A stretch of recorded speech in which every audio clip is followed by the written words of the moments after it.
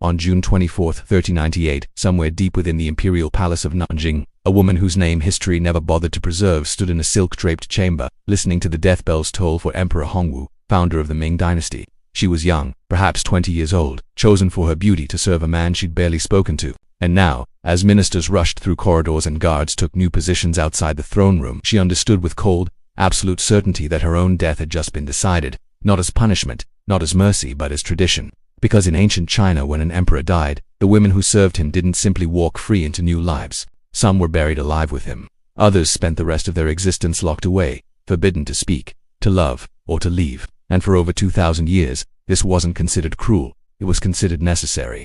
The practice began long before the grandeur of the Forbidden City. Back in the brutal dawn of Chinese civilization during the Shang dynasty, around 1600 BC, archaeologists excavating royal tombs near Anyang discovered something that still haunts the historical record. Hundreds of skeletons, servants and concubines arranged in careful rows around their master's burial chamber. They weren't placed there after natural death. They were killed, sometimes beheaded, sometimes buried breathing, forced into the earth to serve their lord in whatever realm came next. This was Zunzang, the practice of accompanying burials, and it was rooted in a belief system that viewed death not as an ending but as a continuation of earthly power. The emperor needed attendants in the afterlife just as he had in life. His concubines, chosen for their beauty and obedience, were considered his property in this world and the next. By 621 BCE, when Duke Mu of Qin died, the horror had reached industrial scale. Historical records tell us that 177 people were executed to accompany him into death. Among them were skilled craftsmen, trusted advisors, and women from his harem who had committed no crime except existing at the wrong moment in history. The philosopher Mencius, writing generations later, called it an abomination. He wrote that treating human beings as burial goods violated the very foundation of civilization. But his words, passionate as they were, couldn't undo centuries of bloodshed or save the women already gone. Then came to 10 BCE and the death of Qin Shi Huang, the first emperor to unify China. The man who built the Great Wall and dreamed of immortality. Instead of slaughtering his concubines, he commissioned something unprecedented. The terracotta army, 8,000 life-size clay soldiers to guard him forever. It seemed like progress, like humanity had finally turned a corner. But when his son, Emperor Qin Ershi, took the throne, the old darkness returned. Historical texts record that he ordered all childless concubines of his father to follow the dead emperor into the tomb. No trial, no choice, no mercy. And to ensure the secrets of the massive mausoleum stayed buried, the artisans who built it. The men who carved those clay soldiers and engineered the underground rivers of mercury were sealed inside alive, their screams swallowed by stone and earth.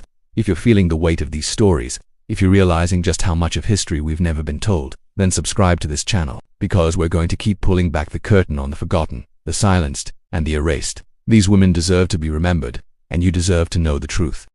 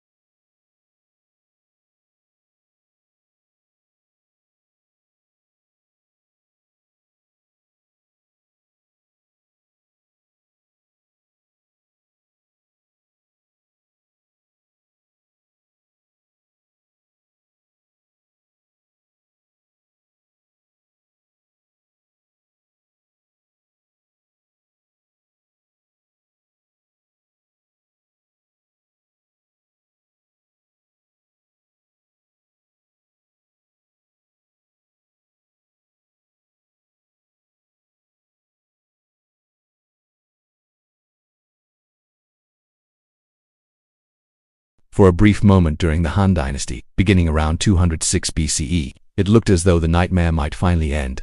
Emperor Gaozu, influenced by early Confucian scholars who preached compassion and the sanctity of human life, began dismantling the practice of ritual sacrifice. By the time Emperor Wu ruled, from 141 to 87 BCE, the intellectual Dong Zhongshu was openly condemning Zunzang as barbaric and unworthy of a civilized empire.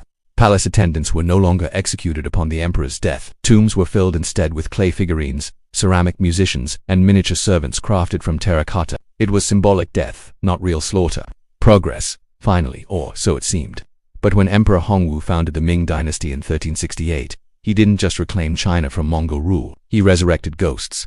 Obsessed with restoring what he believed were pure Han Chinese traditions, Hongwu brought back Zunzang in full ceremonial horror. When he died in 1398, numerous concubines and palace maids were chosen to accompany him. They were dressed in their finest robes, led into chambers where ropes and stools awaited, and forced to hang themselves in what was called a demonstration of loyalty. His son Emperor Yongle, the visionary who constructed the Forbidden City between 1406 and 1420, continued the practice without hesitation. When Yongle died in 1424, 16 concubines were selected for death. Among them was Consort Guo, a woman who had once held favor, who had laughed in gardens and written poetry by lantern light. Historical accounts describe her final moments in unbearable detail. How she wept and begged, how she clung to the doorframe as attendants pulled her toward the rope, how in the end she had no choice but to comply because resistance meant only a slower, more shameful death. But something had shifted in the empire's conscience. Confucian scholars, horrified by what they were witnessing, argued loudly that such cruelty contradicted every principle their philosophy stood for. And in 1464, Emperor Yingzong, a man who had once been captured by Mongol forces and held prisoner, who had tasted his own mortality and understood the fragility of power, made a decision that changed everything. He issued an imperial decree abolishing Zunzang forever. No more ritual deaths, no more forced hangings. The practice that had lasted over 2,000 years was finally officially ended. But if you think this meant freedom for imperial concubines, you'd be wrong. What replaced death was something slower, quieter, and in many ways just as cruel. After an emperor died, his women were moved into isolated quarters deep within the palace complex, places with names like the North Five Halls, far from the new court, far from sunlight, far from sunlight, far from life itself. They were forbidden to remarry, forbidden to leave, forbidden to return to the families who had sold them into service years before. They became living monuments to a dead man's reign, tending his tomb, burning incense daily, wearing mourning clothes until their own deaths decades later. When Emperor Qianlong died in 1799, a low-ranking consort named Consort Jing of the Fuke clan, who had entered his harem late in his life and borne him no children, remained in the Forbidden City, watching emperor after emperor rise and fall around her. For over 40 years she lived in those silent holes, her world frozen on the day Qianlong's heart stopped beating. When she finally died in the 1840s, she was the last living connection to a ruler who had been gone for nearly half a century. She had never left. She had simply waited, a ghost among the living. And that was the fate of thousands. Pampered, yes, fed and clothed in silk, but their lives were not their own. They were kept as relics, preserved as symbols of loyalty and chastity, their youth and dreams slowly suffocated by ritual and silence. Some, like the famous Wu Zetian in 705 CE, clawed their way out of that darkness and seized power for themselves. But these women were exceptions, so rare they're still studied today. For the vast majority, the emperor's death wasn't their end. It was the beginning of a lifetime spent mourning a man they barely knew, trapped behind walls they would never cross again. So here's the question that should haunt us. Were these women loyal, or was loyalty the only story they were allowed to tell? What choices do we really have when our lives are owned by someone else? History remembers emperors, their wars, their monuments, their glory. But it forgets the women who paid the price for that glory with their freedom, their voices, and their futures. These concubines weren't footnotes. They were human beings, and their suffering matters just as much as any battle ever fought. Leave a comment below and tell us, do you think these women have been remembered fairly, or has history buried them twice? If this story moved you, disturbed you, or made you see the past differently, then subscribe and join us as we continue uncovering the dark truths that history tried to hide. Because their voices may have been silenced, but we can still choose to listen.